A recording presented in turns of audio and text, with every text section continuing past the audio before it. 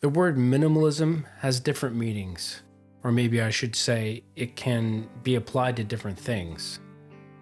I've never considered myself a minimalist as a person, or even as a composer, but recently that might be a good description of what I've become. A jazz minimalist.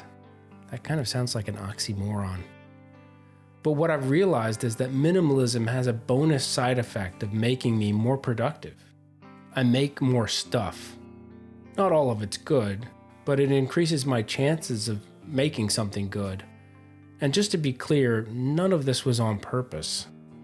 I'm not organized or structured or any of the other things that usually come to mind when you think of the word minimalist. Our house is full of clutter. The garage is a disaster. But when it comes to writing music, I think I lucked into a minimalist process that works for me. So today I want to go over how minimalism has helped my creative work and the benefits you can easily gain by shifting your perspective to a more minimal point of view. But first, I need to clarify what I mean when I say minimalism, because it's probably not what you think. When I say minimalist, I'm not referring to a certain style of music or art. I'm not referencing a movement, but simply talking about my own process of trying to do more with less. Or not even necessarily do more with less, but just have less in general. To embrace simplicity. I posted a video to my Patreon the other day talking about the brilliance of Everything in Its Right Place by Radiohead. In a way, that song is a study in minimalism. There are only 4 chords total, but 2 of the 3 sections only use 3 of the chords. They just switch up the order. The instrumentation is also minimal, with just 1 keyboard, a bass drum, and vocals. Even the lyrics are minimalist, with only a handful of phrases that repeat. Sure, the producer does some weird stuff sampling Thom Yorke's voice, but otherwise, the song is deceptively simple. I think the first time I thought about minimalism for myself as a composer was when I was working on the music for my album from 2012 called Remote Location, Iceland. There's a piece on there that is split into 2 very different sections. Well, they sound very different, but what was the bass line in the first section becomes the melody for the second section. And there was something about seeing how I could recycle or repurpose ideas like that, which stuck with me. It was an epiphany. But it also saved me a lot of time. Instead of writing a whole new section with a new melody, I stole from myself. And then it was just deciding on how to present the idea in a different way. After that, when I was working on my next album, I started wondering what I could get away with. Could I write a piece of music with just a few notes? And here's where something shifted. Because now I wasn't just writing music, I was solving a puzzle. I had gamified the whole process without even realizing it. So that turned into an ongoing challenge to see how far I could push an idea and still have it be interesting. And the weird thing is that I'm not really into games. I've never followed sports or been competitive. I don't like rules. So I didn't set hard limits on what I could do. It was more like trying to solve a puzzle with only a few pieces, while knowing that I could always add another piece if I needed to. Maybe my definition of gamification is different than yours, but having this loose idea of flexible limitations seems to really work for me. Because our work can sometimes be incredibly abstract or vague. When I sit down to write music, sometimes I feel like I don't know where to start. It's like, imagine sitting down to draw a picture, but the paper is endless. In every direction you look, the paper just goes on forever. Where do you start? In the middle? Where's that? There is no middle. Having edges shows us a middle. Having a framework gives us a sense of direction.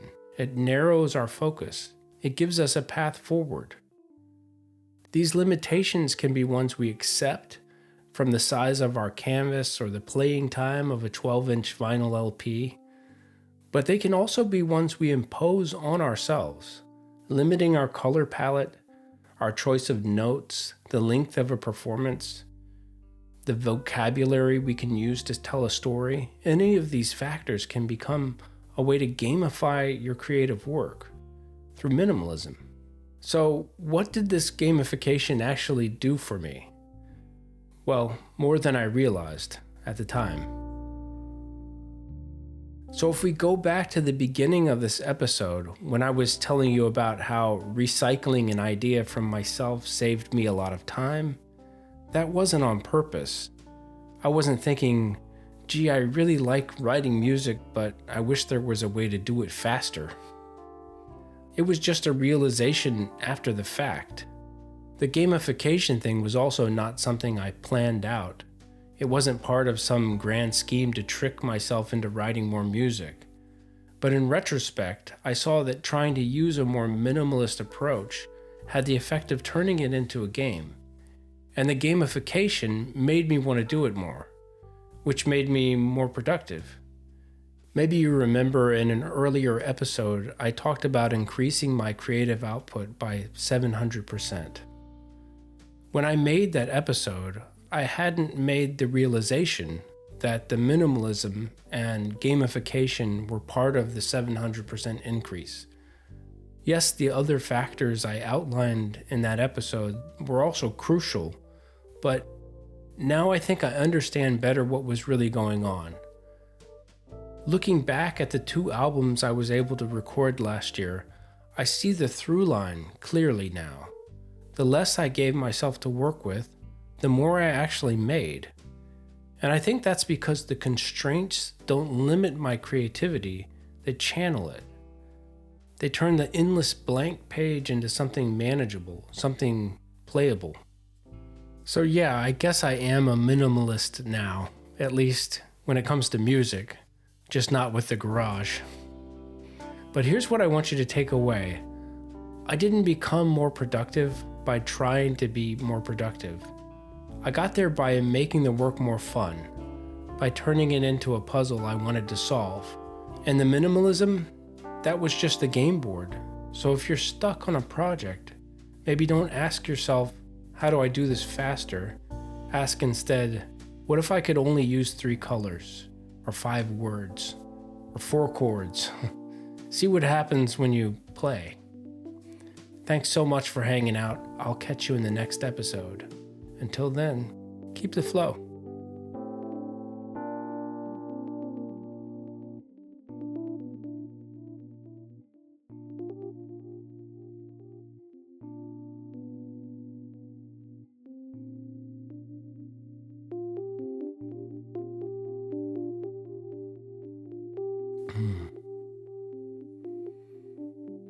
Trying to think of a joke. I heard a joke the other day. I can't remember what it was. Well, that was fun.